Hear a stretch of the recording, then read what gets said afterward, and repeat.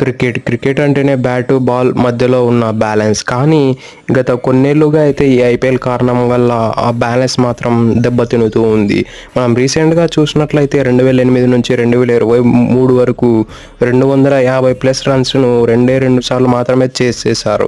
అదే కేవలం 2024లోనే 250+ రన్స్ను ఏకంగా 8 టైమ్స్ను చేశారు. క్రికెట్ అనేది చాలా ఎవల్యూషన్ చెందింది. ఇక ఐపీఎల్లో ఫర్ ద ఫస్ట్ టైం 200+ స్కోర్ని నమోదు చేసింది కేకేఆర్ అగైన్స్ట్ ఆర్సీబీ. ఆ మ్యాచ్లో అయితే బ్రెండన్ మెక్కలం సెంచరీ కూడా కొట్టాడు. అదే మనము ఇప్పటికీ రికార్డ్గా మాట్లాడుతూ ఉంటాం. First man to hit century అనే పేరు ఇప్పటికీ బ్రెండన్ మెక్కలం మీదనే ఉంది. ఆ మ్యాచ్లో కేకేఆర్ వాళ్ళు 222 రన్స్ అయితే స్కోర్ చేశారు.